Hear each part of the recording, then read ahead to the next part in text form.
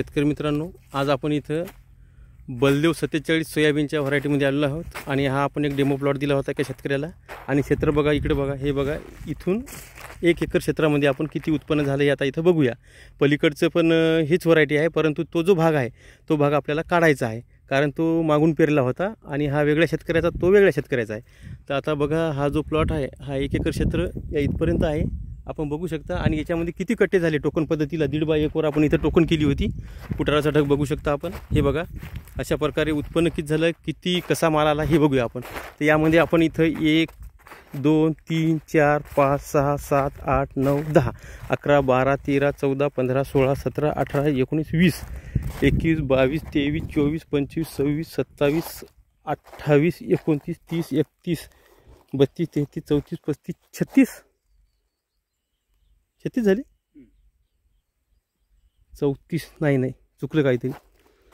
1 2 3 4 5 6 7 8 9 10 11 12 13 14 15 16 17 18 19 20 21 22 23 24 25 26 27 28 29 30 31 32 33 34 इथपर्यंत 34।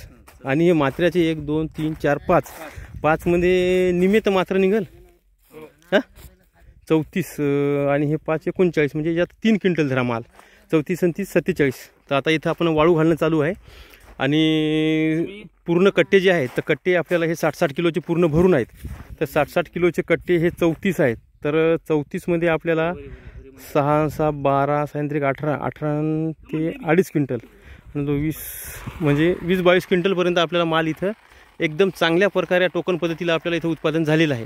आणि फक्त 1 एकर क्षेत्रामध्ये आपल्याला 1.5 बाय 1 फुटावर 4 बिया टोकन केल्या। आणि ही आहे बलदेव 47 सिलेक्शन बलदेव 47। आणि खताचं जे प्रमाण आहे हे फक्त आपण इथं 1 एकर क्षेत्राला साधारणतः DAP 1 गोणी दिली होती आणि त्याच्यानंतर सोबत 20-0-13 सुद्धा 1 गोणी दिलं होतं, कारण 1 एकर क्षेत्र असल्यामुळे थोडी जास्त सोय केली शेतकऱ्याने।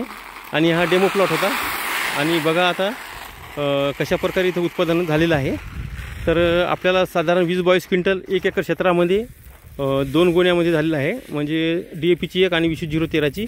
आणि फवारणीमध्ये आपण टॉनिक वगैरे बुरशीनाशक किंवा फुलं लागण्यासाठी काही टाकलेलं नाही। फक्त आपण इथं फवारणीमध्ये सुरुवातीला 20 दिवसांनी क्लोरोपायरिफॉस आणि M45 ही एकच आपण इथं टाकलेलं आहे फवारणी 20 दिवसांनी। आणि नंतर प्रत्येक फुलं लागण्यापासून प्रत्येक 15 दिवसाला कोराजेन 7-7 मिली 15 लिटर पाण्यात टाकून आपण इथं फवारलेलं आहे। आणि या व्हरायटीचं विशेष म्हणजे कुठले टॉनिक किंवा काही का चालत नाही, बुरशीनाशक, टॉनिक, फुलं लागण्याची औषधी काहीच चालत नाही, कारण याची जी प्रक्रिया आहे URUB नावाची प्रक्रिया आहे ही 4 महिन्याची असते। डिसेंबर, जानेवारी, फेब्रुवारी, मार्च या 4 महिन्यामध्ये आपण तिची उत्पादन क्षमता 3 पट वाढवतो, रोगप्रतिकारशक्ती वाढवतो, उगवणशक्ती तपासतो आणि त्याला बलवान बनवतो। त्या बलवान बनवल्यामुळं पानाची जाडी जास्त जाड येते, त्याच्यामुळं कुठलाही रोगराई येत नाही, कारण पाण्याची जाडी जाड असल्यामुळं रसशोषक किडे कुठलाही येत नाही, कारण रस शोषायला त्यांना पान जाड असल्यामुळं त्यांचे तोंडाची आणि असते ही त्यामध्ये रस शोषण करण्यासाठी खुपसत नाही। त्याच्यामुळं इथं चांगल्या प्रकारे आपल्याला रस शोषण किडीपासून, आळीपासून एकदम चांगलं नियोजन आपल्याला इथं मिळून जाते।